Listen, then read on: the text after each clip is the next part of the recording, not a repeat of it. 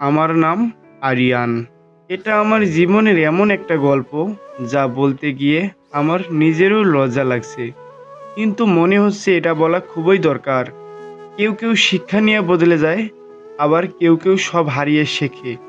আমার জন্ম ঢাকার একটা ছোট গলিতে হয়েছে, যে গলির প্রতিটি মানুষ একে অপরকে চিনত।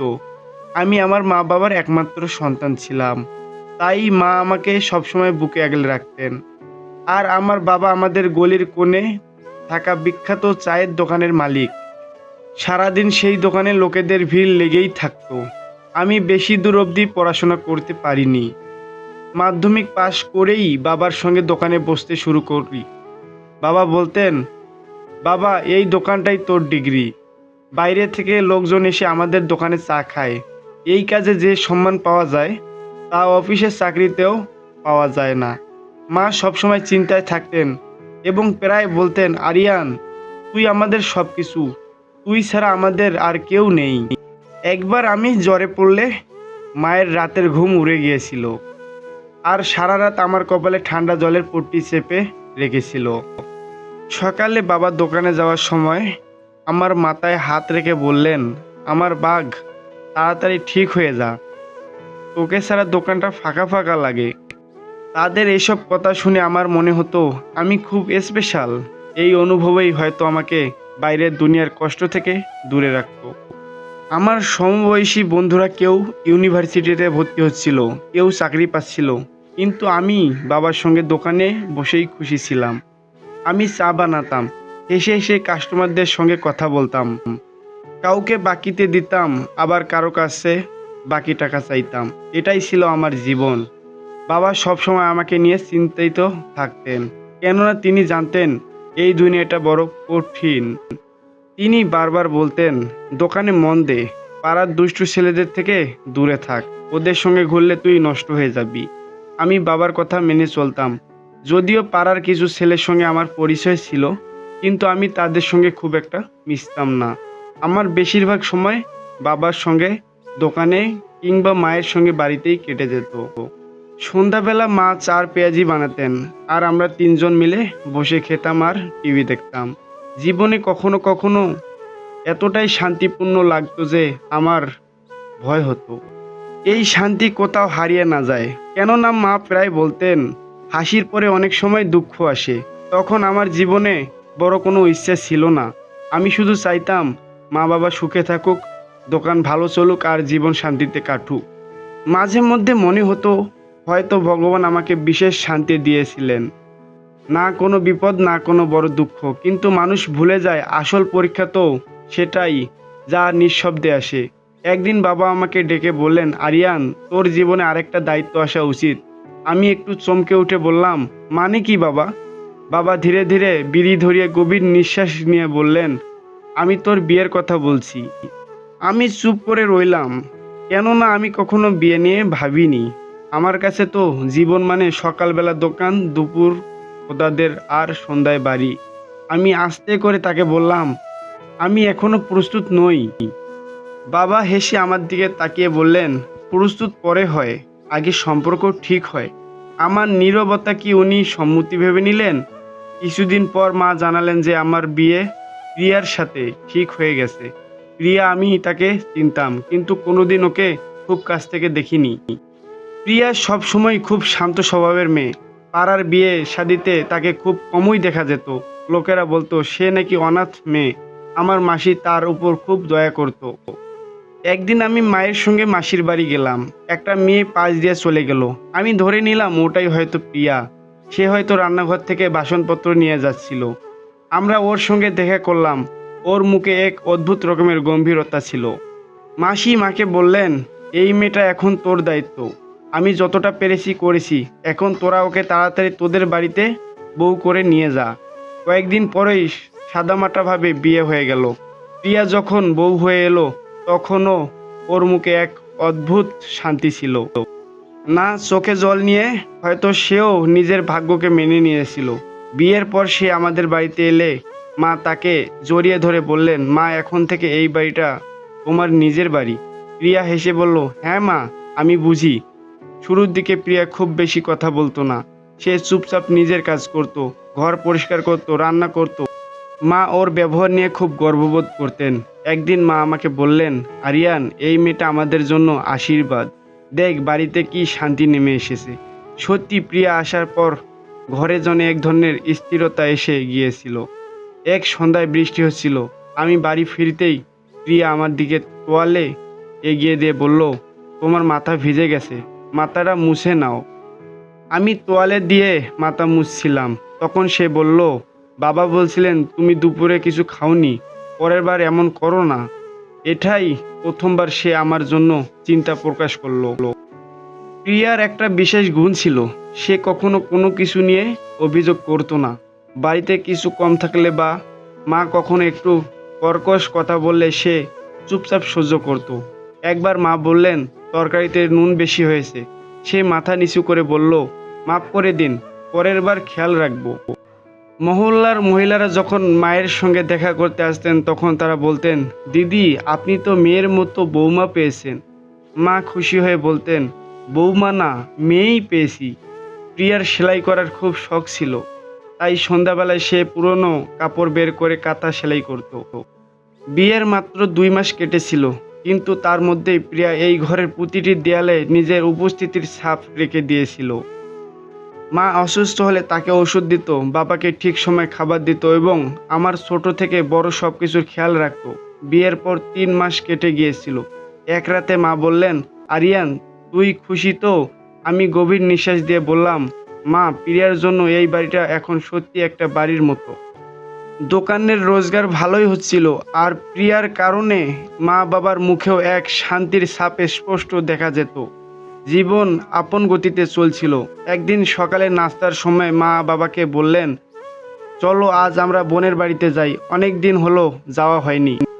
বাবা বললেন, ঠিক আছে বাবা। আরিয়ান, তুমি আজকের দিনটা সামলে নিও, আমরা সন্ধ্যার আগেই ফিরে আসব।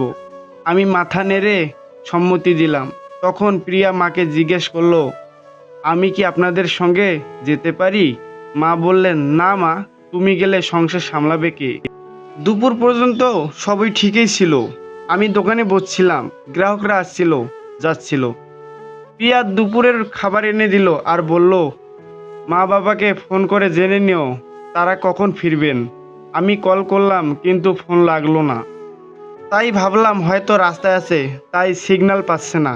সন্ধ্যা হয়ে গেল। প্রিয়া একটু চিন্তিত হয়ে পড়ল এবং বলল, এখনো তো ফিরলেন না। ফোনও বন্ধ। কিছুক্ষণ পরে পাশের বাড়ির এক তরুণ হাঁপাতে হাঁপাতে দোকানে এসে বলল, আরিয়ান দাদা, তাড়াতাড়ি চলো, একটা অ্যাক্সিডেন্ট হয়েছে, সেখানে হয়তো তোমার বাবা মাও আছে। আমার হাত থেকে জলের বোতল পড়ে গেল, আর আমি কিছুক্ষণ পাথরের মতো দাঁড়িয়ে রইলাম। তারপর তাড়াতাড়ি বাইক বার করলে প্রিয়া বলল, আমাকেও সঙ্গে নিয়ে চলো। আমি তাকে সঙ্গে নিয়ে তাড়াতাড়ি করে হাসপাতালে পৌঁছালাম। ভীষণ ভিড়। ইমার্জেন্সি ওয়ার্ডে জিজ্ঞেস করলে এক নার্স আমায় বললেন, আপনি আসুন। আমি ভেতরে গেলে আমার হাত কাঁপছিল, মাথা ঘুরছিল। আমি পড়ে যাচ্ছিলাম, কিন্তু প্রিয়া আমাকে ধরে ফেললো। পরদিন পাড়ার লোকজন আমার কাঁধে হাত দিয়ে আমাকে সান্ত্বনা দিলেন। যদিও যে মুহূর্তে মা বাবা পৃথিবী ছেড়ে চলে যান, সেই মুহূর্ত থেকেই আমার ভেতরটা ভেঙে পড়েছে। প্রিয়া একটুও ভেঙে পড়েনি। হয়তো সে নিজেকে শক্ত করে নিয়েছিল। সে শেষ বিদায়ের সমস্ত আয়োজন করেছিল এবং একা হাতে সব কিছু সামলাচ্ছিল। দুদিন পর একবারে ফাঁকা, নিঃশব্দ, নিস্তেজ হয়ে আমি দোকানে বসছিলাম। কেউ এলে শুধু মাথা নাড়াতাম। চা বানানোর শক্তিও আমার ছিল না। সন্ধ্যায় প্রিয়া একটা ব্যাগ নিয়ে এলো আর বলল, দোকানের জন্য চা পাতা আর সুপারি কিনে আনলাম। আমি দোকানের দিকে ফিরেও তাকালাম না। সে কিছুক্ষণ চুপ করে দাঁড়িয়ে থেকে তারপর বলল, আরিয়ান, যা হারানো ছিল তা তো আমরা হারিয়েছি। এখন যা বাকি আছে সেটাকে সামলানোর আমাদের দায়িত্ব। পরের দিন সে আমার সঙ্গে দোকানে বসলো। এক ভদ্রলোক চা নিতে নিতে বললেন, বউ হোক বা মেয়ে, এমন সময় পাশে দাঁড়ানোটাই বড় ব্যাপার। রাতে আমি চুপচাপ ঘরে বসেছিলাম। সে জল নিয়ে এলে আমি জিজ্ঞাসা করলাম, তোমার কি দুঃখ হয়নি? সে কিছুক্ষণ চুপ করে রইল, তারপর বলল, আমার খুব কষ্ট হয়েছে, কিন্তু আমি যদি ভেঙে পড়ি তাহলে তোমার খেয়াল রাখবে কে? আমি আশ্চর্য হয়ে ভাবতে লাগলাম। সে এসব পরিস্থিতি সামলাতে শিখলো কিভাবে? আমিও তার মতো করে পরিস্থিতি সামলাতে শিখতে চাই। কঠিন সময়েও নিয়মকানুন মেনে চলা কতটা জরুরি সেটা আমি তার মধ্যে দেখতে পেলাম। একদিন আমি ঘুমাচ্ছিলাম, হঠাৎ ঘুম ভেঙে দেখি সে ঠাকুরের সামনে হাত জোড় করে বসে আছে, হয়তো প্রার্থনা করছিল। কিন্তু আমি হালকা গলায় শুধু একটুকুই শুনতে পেলাম, ভগবান আরিয়ানকে শক্তি দাও। এরপর একদিন দোকানে আমার পাড়ার কয়েকজন ছেলে এলো, অনিক, সৌরভ, সব্যসাচী, যাদের সঙ্গে আমি ছোটবেলায় গলির ক্রিকেট খেলতাম। কিন্তু সময়ের সাথে সাথে আমি তাদের থেকে অনেক দূরে সরে গিয়েছিলাম। বাবা সবসময় বলতেন, আরিয়ান, এদের থেকে দূরে থাকো, এরা তোমায় নষ্ট করে দেবে। এখন তারা আমার সামনে হাতে সিগারেট নিয়ে দাঁড়িয়ে চোখ টলমল করছে। অনিক বলল, আরে আরিয়ান, কেমন আছিস? অনেকদিন ধরে ভাবছিলাম তোর সঙ্গে দেখা করব, তাই আর চলে এলাম। আমি বললাম, এই তো কোনো রকমে চলছে। সৌরভ আমার কাঁধে হাত রেখে বলল, ভালো করছিস, কিন্তু একটু সময় বের করে রাখিস। চল সন্ধ্যায় চা খেতে যাই। আমি না করলাম না, কেননা আমি হয়তো এই পরিবেশের থেকে একটু মুক্ত হতে চাইছিলাম। সন্ধ্যায় আমি দোকান বন্ধ করে তাদের সঙ্গে এক ছোট হোটেলে গিয়ে বসলাম। সিগারেট, হাসি, ঠান্ডা আর অপ্রয়োজনীয় গল্প চলতে লাগলো। একটা সময় ছিল যখন আমি এসব এড়িয়ে চলতাম, কিন্তু এখন আমাকে থামানোর কেউ নেই। দুদিন পর সৌরভ আমাকে তার বাইকে তুলে একটা নতুন জায়গায় নিয়ে গেল। সেখানে আরও কিছু ছেলে ছিল, চারদিকে ধোঁয়া আর ফিস ফিস কথা। আমি দ্বিধায় পড়ে গেলাম, কিন্তু অনিক আমাকে কিছু একটা ধরিয়ে দিয়ে বলল, আজকের দিনের জিনিস খুব মজাদার, একবার খেলে সব দুঃখ ভুলে যাবি। আমি দ্বিধায় সেটা নিলাম, কিন্তু পরের 2 ঘন্টা একটা অদ্ভুত শান্তি অনুভব হচ্ছিল, বা হয়তো শরীরটাই অবশ হয়ে গিয়েছিল। পরদিন প্রিয়া জিজ্ঞাসা করলো, তোমার চোখ এত ফোলা কেন? আমি মিথ্যা বললাম, রাত করে দোকান বন্ধ করেছি তো, তাই ঘুম হয়নি। তারপর থেকে প্রতিদিন সন্ধ্যায় ওই একই রুটিন শুরু হয়ে গেল। দোকান চলছিল, কিন্তু মন থাকতো অন্য কোথাও। প্রিয়া চুপ থাকতো, কিছুই বলতো না, শুধু তাকিয়ে থাকতো। একদিন কথায় কথায় অনিক বলল, আরিয়ান, দোকানটা বিক্রি করে দে। এই চায়ের দোকানে কি আছে? আমি হেসে বললাম, দোকান বেচে কি করব? সব্যসাচী সঙ্গে সঙ্গে বলল, অর্ধেক টাকা ইনভেস্ট করে দিবি, বাকিটা দেখা যাবে। এটা একটা বোকামি ভরা আইডিয়া ছাড়া আর কিছুই না, কিন্তু আমি তখন চিন্তা করার মতো অবস্থায় ছিলাম না। পরের সপ্তাহেই আমি দোকানটা বিক্রি করে দিলাম। প্রিয়া কিছুই বলল না, শুধু বলল, এখন কি করবে? আমি হেসে বললাম, তুমি চিন্তা করো না। প্রথম সপ্তাহটা হোটেলে ঘুরে ঘুরে আর বন্ধুদের সঙ্গে নেশা করেই কেটে গেল। দ্বিতীয় সপ্তাহটাও স্বপ্নের মতো কেটে গেল। তৃতীয় সপ্তাহ হতে হতে অর্ধেক টাকা শেষ হয়ে গেল, কিন্তু প্রিয়া কিছুই বলল না। সংসারের প্রয়োজনগুলো কমে গেল। কাপড় ওয়াশিং মেশিন না ধুয়ে হাতে ধোয়া শুরু হলো। সবজির বদলে এখন শুধু ডাল রান্না হতে লাগলো। তবুও সে কোনো অভিযোগ করলো না। একদিন সন্ধ্যায় বাড়ি ফিরে দেখি বিদ্যুতের বিল টেবিলে পড়ে আছে আর ঘর অন্ধকার। আমি জিজ্ঞেস করলাম, তুমি বিলটা জমা দাওনি কেন? সে আস্তে করে বলল, এখন তো রোজগারও নেই আর সঞ্চয়ে ফুরিয়ে আসছে।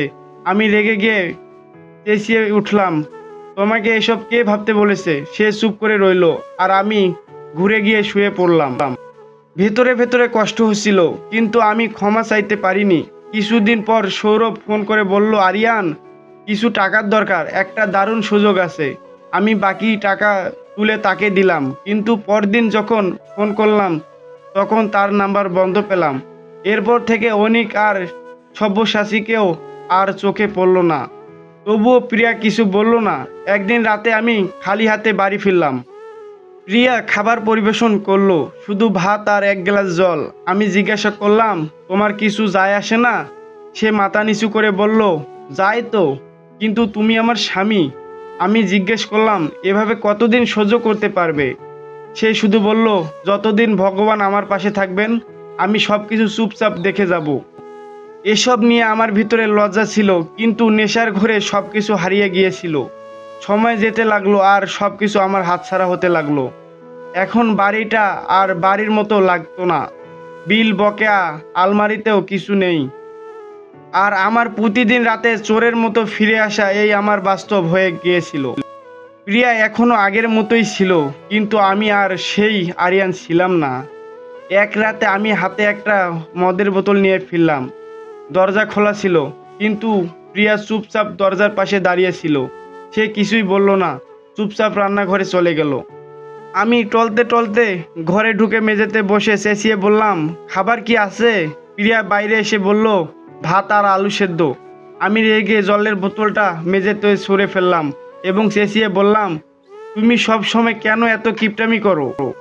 তোমার সমস্যাটা কি? সে একটু পিছিয়ে গিয়ে বলল, আমার কাছে যা আছে তাই দিয়েই কাজ চালাচ্ছি। আমার রাগ আরো বেড়ে গেল, আর আমি এগিয়ে গিয়ে তার হাত টেনে ধরে বললাম, তুমি আমার টাকা কোথাও লুকিয়ে রেখেছো? তুমি আমার সব কিছু নষ্ট করে দিয়েছো। সে নিজের হাত ছাড়ানোর চেষ্টা করলো এবং বলল, আমাকে ছাড়ো, আমি কিছুই করিনি। আমি তার গালে একটা চড় মারলাম, আর সে নিঃশব্দে মেঝেতে বসে দুই হাতে নিজের মুখ ঢেকে নিল। কয়েক মুহূর্ত পরে আমি টালমাটাল হয়ে বিছানায় পড়ে গেলাম। সকালে ঘুম ভাঙতেই মাথা টনটন করছিল। আমি জল চাইলাম, কিন্তু কেউ উত্তর দিল না। প্রিয়া রান্নাঘরে বাসন মেজে যাচ্ছিল। আমি উঠে তার কাছে গেলাম এবং বললাম, গত রাতে কি হয়েছে আমার মনে নেই, আমি নেশার ঘরে ছিলাম। সে হালকা স্বরে বলল, আমি জানি তুমি সচেতন ছিলে না, কিন্তু সেই হাতটা তো তোমারই ছিল, তাই না? আমি লজ্জায় মুখ নিচু করে বললাম, আমি কথা দিচ্ছি এমন আর হবে না। সে কিছু না বলে ঘুরে দাঁড়ালো এবং চা বানাতে লাগলো। পরের রাতেও একই ঘটনা ঘটলো। আমি নেশাগ্রস্ত অবস্থায় ফিরলাম। প্রিয়া দরজা খুললো, কিন্তু কিছুই বলল না। আমি ভিতরে ঢুকে দেখলাম টিভি চলছে। টিভিতে তখন একটা রোমান্টিক দৃশ্য চলছিল। আমি রাগে রিমোট ছুঁড়ে ফেলে চিৎকার করে বললাম, এইসব বোকা বোকা জিনিস দেখছো, লজ্জা করে না? প্রিয়া কিছু না বলে ঘর ছেড়ে বেরিয়ে গেল, যেন সে বুঝে গেছে এই অবস্থায় কিছু বলার মানে হয় না। আমি তার পেছনে গেলাম এবং হাত ধরে টেনে বললাম, আমি তোমার জন্য সব কিছু ছেড়ে দিয়েছি, কিন্তু তুমি আমার জন্য কি করেছো? সে কাঁদলো না, শুধু বলল, তুমি সব কিছু নিজের জন্য ছেড়েছো, আমার জন্য নয়। আমি দেয়ালে ঘুষি মারলাম এবং জোরে চিৎকার করতে করতে বিছানায় পড়ে ঘুমিয়ে গেলাম। পরদিন সকালে যখন ঘুম ভাঙলো, দেখি হাতে ব্যান্ডেজ বাঁধা। সম্ভবত প্রিয়াই রাতে সেটা বেঁধে দিয়েছে। আমি বাইরে এসে দেখলাম প্রিয়া নাস্তা বানাচ্ছে। আমি একটা চেয়ার টেনে বসে বললাম, তুমি প্রতিবার আমার এত খেয়াল রাখো কেন? সে বলল, কারণ আমি জানি তোমার ভেতরে এখনো আগের সেই আরিয়ান কোথাও আছে। আমি গভীর নিঃশ্বাস নিলাম। একদিন পাশের বাড়ির এক বৃদ্ধ কাকা, বাবার পুরনো বন্ধু, আমাদের দরজায় এলেন। প্রিয়া দরজা খুললে তিনি জিজ্ঞেস করলেন, আরিয়ান বাড়িতে আছে? প্রিয়া বলল, সে ঘুমাচ্ছে। তিনি বললেন, মা, ওর খেয়াল রেখো, পাড়া প্রতিবেশীরা নানা কথা বলছে। প্রিয়া দরজা বন্ধ করে আমার কাছে এসে বলল, পাশের লোকজন তোমাকে নিয়ে প্রশ্ন তুলতে শুরু করেছে। আমি রেগে বললাম, তাদের বলে দেবে এটা আমার বাড়ি, তাই আমার যা খুশি তাই করব। তখন সে বলল, তবে এটা কি আমার বাড়ি নয়? তার এই কথা শুনে আমার রাগ উঠে গেল এবং আমি আবার দেয়ালে ঘুষি মারলাম এবং চেঁচিয়ে বললাম, তুমি সবসময় কেন এত মুখ চালাও? সে ভয়ে পিছিয়ে গেল। পরদিন রাতেও আমি নেশাগ্রস্ত ছিলাম। অনেক সৌরভ আর সব্যসাচী আমার সঙ্গে ছিল। বাড়িতে টাকা ছিল না, কিন্তু প্রিয়ার গয়না বিক্রি করে দুদিন আনন্দ ফুর্তির ব্যবস্থা হয়ে গেল। আজকে আমার ঘরেই আমরা নেশা করতে বসলাম। চার দেওয়ালের ভেতর তখন ধোঁয়া, হাসাহাসি আর গালাগালির দুর্গন্ধ ছড়িয়ে পড়েছিল। পাড়ার লোকেরা বোধহয় এখন আমাদের চিৎকার চেঁচামেচির সঙ্গে অভ্যস্ত হয়ে গেছে। অনিক হেসে বোতলটা টেবিলে রাখলো আর বলল, আরিয়ান, তুই তো দেখি খুবই রোমান্টিক টাইপের। তুই তো বলেছিলি যে তোর বউ খুব সুন্দরী, রানীর মতো, তাহলে এখনো দেখা করালি না কেন? সৌরভ হেসে বলল, আরে আরিয়ান, কোথাকার রাজকুমারী যে লুকিয়ে রেখেছিস? নাকি আমাদের অন্ধকারে রেখে মজা নিচ্ছিস? সব্যসাচীও খোঁচা মেরে বলল, ভগবানের কসম, যদি সে সত্যি সত্যি এতটা সুন্দরী হয় যেমনটা তুই বলছিস, তাহলে আজ দেখা। তাহলে তো বিশ্বাস করব যে তুই সত্যি রাজা। আমি বোতল থেকে আরেক চুমুক নিলাম এবং যেন জিভের উপর নিয়ন্ত্রণ হারিয়ে ফেললাম। বললাম, তোরা আমাকে মিথ্যাবাদী ভাবিস না। ও সত্যি এতটা সুন্দরী যে দেখলে তোদের হুঁশ উড়ে যাবে। অনিক সিগারেট ধরিয়ে নিয়ে বলল, তাহলে নিয়ে আয়, মনটাও ভালো হয়ে যাবে রে ভাই। আমার মাথায় কিছুই আসছিল না। শুধু টলমল পায়ে উঠে দাঁড়ালাম আর টালমাটাল ভঙ্গিতে ঘরের দিকে এগিয়ে গেলাম। দরজা খুলতেই দেখি প্রিয়া সাদা মাটা কাপড় পরে বসে সেলাই করেছে। আমি উচ্চস্বরে বললাম, বেরিয়ে আসো। সে চমকে উঠে বলল, এত রাগ কেন, কি হয়েছে? আমি বললাম, আমার বন্ধুরা তোমার সঙ্গে দেখা করতে চায়। ওরা তোমার রূপের গল্প শুনে এখন নিজের চোখে দেখতে চায়। সে দাঁড়িয়ে গেল, তার চোখে বিস্ময় আর ভয় মেশানো। এরপরে সে বলল, এটা কেমন কথা? তুমি কী সব বলছো? আমি বাইরে যাব না। আমি এগিয়ে গিয়ে তার হাত ধরে ফেললাম আর বললাম, তোর এত সাহস যে আমার কথা অমান্য করতে চাস? বেরিয়ে আয়। সে নিজের হাত ছাড়ানোর চেষ্টা করছিল, কিন্তু আমি শক্ত করে ধরে রেখেছিলাম। তার চোখে শুধু অনুনয় ছিল, কিন্তু আমি জোর করে তাকে টেনে সেই ঘরে নিয়ে গেলাম, যেখানে আমার তিন বন্ধু মাতাল হয়ে বসেছিল। দরজা খুলতেই সকলের চোখ প্রিয়ার দিকে চলে গেল আর প্রিয়া সঙ্গে সঙ্গে ওড়না দিয়ে নিজের মুখ ঢাকতে চাইল। অনিক তালি বাজিয়ে বলল, বাহ, কি জিনিস রে মাইরি, একবারে রাজকুমারী। সৌরভ রুক্ষ গলায় বলল, আরিয়ান, তুই এতদিন ধরেই ইঁধন লুকিয়ে রাখলি কিভাবে? সব্যসাচী হেসে বলল, যদি এরকম বউ বাড়িতে থাকে তাহলে তার রোজ সময় মতো বাড়ি ফেরা উচিত। প্রিয়া পিছিয়ে গেল আর আমি নিশ্চুপ হয়ে দাঁড়িয়ে রইলাম, যেন কিছুই হয়নি, সব কিছু স্বাভাবিক। অনিক উঠে দাঁড়ালো এবং তার দিকে এগিয়ে গিয়ে বলল, অনেক শুনেছিলাম, আজ চোখে দেখে বিশ্বাস হলো। প্রিয়া চিৎকার করে উঠল, আরিয়ান, এসব কি হচ্ছে? আমি মুখ ফিরিয়ে নিলাম, যেন কিছু শুনিনি। সব্যসাচী এগিয়ে এসে বলল, আজ আমাদের ওই সৌন্দর্যের কিছুটা ভাগ দে, আমরাও তো তোর বন্ধু। সৌরভ হেসে বলল, আরিয়ান, এটা তো তোর প্রতিদিনের অভ্যাস, আজ আমাদের পালা। প্রিয়ার মুখের রং ফ্যাকাশে হয়ে গিয়েছিল। সে ওড়না শক্ত করে ধরে রেখেছিল। অনিক সামনে এগিয়ে এসে ওড়নাটা টানতে লাগলো। ঠিক সেই মুহূর্তে প্রিয়া সমস্ত শক্তি দিয়ে অনিকের গালে একটা চড় মারলো। এতে এক মুহূর্তেই ঘরের পরিবেশ পাল্টে গেল। অনিক গর্জে উঠে বলল, এটা কি করলি তুই? সৌরভ চেঁচিয়ে বলল, এখন দেখবি আমরা তোর সঙ্গে কি করি। তারা তিনজন একসঙ্গে প্রিয়ার ওপর ঝাঁপিয়ে পড়ল। আমি দরজার পাশে দাঁড়িয়েছিলাম, আমার শরীর অবশ হয়ে গিয়েছিল, জীব যেন কাজ করছিল না। নেশা এতটাই বেড়ে গিয়েছিল যে ঠিক ভুলের বোধ হারিয়ে ফেলেছিলাম। আমার কানে শুধু একটাই আর্তনাদ ঘুরছিল, আরিয়ান, আমাকে বাঁচাও, তোমার বন্ধুরা আমার সঙ্গে। আমি চোখ বন্ধ করে দেওয়ালে মাথা ঠেকিয়ে দিলাম, যেন আমি কিছুই শুনতে চাই না। কয়েক মুহূর্ত কেটে গেল, শব্দ কমে গেল, তারপর আর কিছু মনে নেই। সকালের আলো জানালার ফাঁক দিয়ে ভেতরে আসছে। ঘরের ভেতরে রাতের ছড়িয়ে ছিটিয়ে থাকা দৃশ্য এখনো রয়ে গেছে। ফ্লোরে ভাঙা বোতল পড়ে আছে, চাদরের এক কোণা ছেঁড়া। চোখ মেলে চারপাশে তাকালাম, শরীর ভারী, মাথা ঝাপসা, সব যেন ধোঁয়ায় ঢাকা। কিছুক্ষণ পর চোখ পরিষ্কার হলে মস্তিষ্কের সব ছবি ফুটে উঠতে লাগলো। আমি দেখলাম ঘরের এক কোণে দেওয়ালের ঠেস দিয়ে প্রিয়া বসে আছে, একদম চুপচাপ, একবার পাথরের মতো। আমি নিজেকে সামলে তার কাছে গেলাম। সে একটুও নড়ল না। তার চুল এলোমেলো, মুখে আঘাতের দাগ, ঠোঁটের কোণায় নীল ছোপ, হাতে নখের গভীর আছড়ের দাগ। প্রিয়া, আমি ধীরে বললাম। সে খুব আস্তে আস্তে, যেন শতাব্দীর ক্লান্তি নিয়ে চোখ তুলে আমার দিকে তাকালো, তারপর চোখ নিচু করে ফেললো।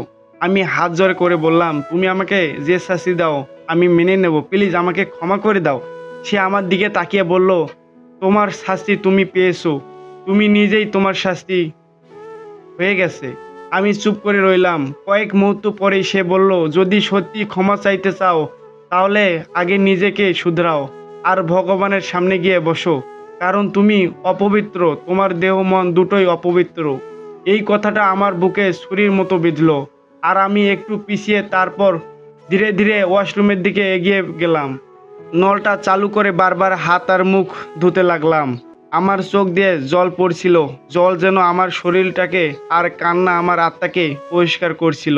তারপরে আমি আবার ঘরে ফিরে এলাম, কিন্তু ঘরটা ফাঁকা, দেওয়ালের পাশে আর কেউ নেই, তারপরে থাকা ওড়নাটাও নেই। আমি তাড়াতাড়ি আলমারির দিকে গেলাম, সেখানে তার ব্যাগও নেই। বাথরুমের দরজা খুললাম, সেখানেও কেউ নেই। প্রিয়া বলে ডাকতে ডাকতে আমি পুরো বাড়ি খুঁজলাম। তারপর দরজা খুলে বাইরে এসে গলিতে এদিক ওদিক তাকালাম, কিন্তু কেউ কোথাও নেই। পাশের এক বয়স্ক কাকিমা উঠান ঝাড়ু দিচ্ছিলেন। তার কাছে জিজ্ঞেস করলাম, কাকিমা, আপনি কি আমার স্ত্রীকে কোথাও যেতে দেখেছেন? তিনি আমার দিকে তাকিয়ে ঝাড়ু থামিয়ে বললেন, ঘন্টা দুয়েক আগে তাকে বাজারের দিকে যেতে দেখছিলাম। আমি ছুটে বাজারের দিকে গেলাম। সেখানে কাউকে না পেয়ে আমি মাসির বাড়িতে গেলাম। যেখানে গিয়ে দরজা ঠক ঠক করতেই মাসিমা দরজা খুলে অবাক হয়ে আমার দিকে তাকালেন। আমি মাসিমাকে বললাম, প্রিয়া এসেছে? মাসিমা বললেন, না, ও তো আসেনি। তখন আমি বললাম, ও কোথাও চলে গেছে? মাসিমা গভীর নিঃশ্বাস ফেলে বললেন, যদি সে নিজেই চলে গিয়ে থাকে তাহলে আর ফিরে আসবে না।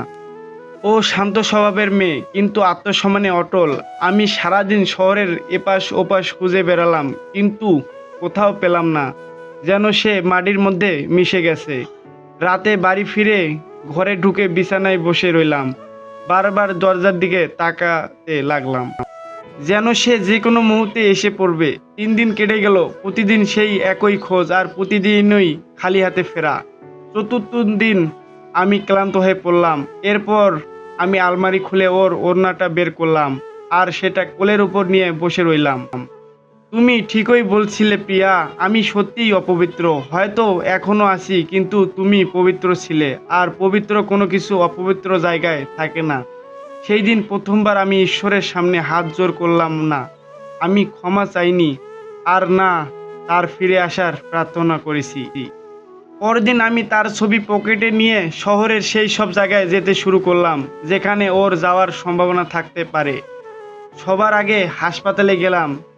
সেখানে গিয়ে রিসিপশনে বসে থাকা ছেলেটিকে আমি ছবিটা দেখালাম। সে কাঁধ ঝাঁকিয়ে বলল, এখানে রোজ শত শত মানুষ আসে, তাই চিনে রাখা মুশকিল। তারপর আমি নারী আশ্রমে গেলাম। সেখানে গিয়ে গেটের সামনে দাঁড়িয়ে থাকা গার্ডকে জিজ্ঞেস করলাম, প্রিয়া নামের কোনো মেয়ে এখানে এসেছে? সে কপাল কুঁচকে কিছুক্ষণ ভাবলো। তারপর সে মাথা নেড়ে বলল, না, এখানে রেজিস্ট্রেশন ছাড়া কেউ থাকতে পারে না। এরপর মন্দির, মসজিদ, যাত্রী নিবাস যার যে গেলাম। প্রতিটা দরজায় আমার একটাই প্রশ্ন ছিল, এখানে কি প্রিয়া নামের কোনো মেয়ে এসেছে? কিন্তু সবাই না বলল। সময়ের সাথে সাথে আমার চেহারা বুড়িয়ে যেতে লাগলো। জামা কাপড় পুরনো হয়ে গিয়েছিল, জুতাও ছিঁড়ে গিয়েছিল। তবুও আমি জনে জনে জিজ্ঞেস করতে লাগলাম, এটা আমার স্ত্রী? যদি কোথাও দেখে থাকেন দয়া করে আমাকে বলুন। কিন্তু প্রতিবার একই উত্তর পেতাম। সারাদিন খোঁজার পর আমি খালি হাতে ফিরে আসতাম, আর রাতে সেই ওড়নার প্রান্ত ধরে বসে থাকতাম, যেটা ওর শেষ চিহ্ন ছিল। এমন অবস্থায় একবার আমার এক ভিখারিনীর সঙ্গে দেখা হলে সে জিজ্ঞেস করলো, তুমি কিছু খেয়েছো? আমি বললাম, আমি যাকে নিজের জীবন বলতাম তাকে হারিয়ে ফেলেছি। ভিখারিনী হেসে বলল, তাহলে তো তুমি আমাদের মতোই হয়ে গেছো। সময় পেরিয়ে যাচ্ছিল। প্রথমে 1 বছর, তারপর আরেক বছর। মাঝে মাঝে কিছুদিন মজুরির কাজ করতাম। কখনো ইট টানতাম, তো কখনো হোটেলের বাসন মাজতাম, যাতে শুধু 2 বেলা খাবার টোকাই জোগাড় হতো। একবার এক পুলিশ আমাকে এভাবে লোকেদের জিজ্ঞেস করতে দেখে থামালো। আমি তাকে ছবিটা দেখালাম। সে কিছুক্ষণ আমার দিকে তাকিয়ে থেকে তারপরে ছবিটা ফেরত দিয়ে বলল, সব কিছু খুঁজে পাওয়া যায় না। অনেক সময় কিছু জিনিসের আশা ছেড়ে দেওয়া ভালোই। আমি চুপচাপ চলে এলাম। পাড়ার কেউ আমার খোঁজ নিত না, যেন আমি এক ছায়া হয়ে গেছি। এরপরে কখনো বাসে চেপে দূরে কোথাও চলে যেতাম, ভাবতাম হয়তো কোনো স্টেশনে বা কোনো বাসে বা কোনো গলিতে ওর মুখটা হঠাৎ দেখতে পাবো। না, আমি এখন আর সেই আরিয়ান নই, যার দোকান ছিল, যার মা বাবা ছিল, যার প্রিয়া ছিল। এখন আমার হাতে শুধু একটা ছবি আছে। 5ম বছরের শুরুতে আমি সেই ছবিটা পকেট থেকে চিরতরে বের করে গীতার মধ্যে রাখলাম, যেখানে এক সময় ওর ছবি রাখা ছিল। আমি আজও সেই মন্দিরের সিঁড়িতে বসে থাকি। মাঝে মাঝে সে তার স্বামী আর সন্তানদের নিয়ে আসে, আর আমি মাথা নিচু করে দেই। আমার এই ভেবে ভালো লাগে যে সে ভালো আছে, সফল হয়েছে, আর তার জীবনে আমার কোনো দাগ রয়ে যায়নি।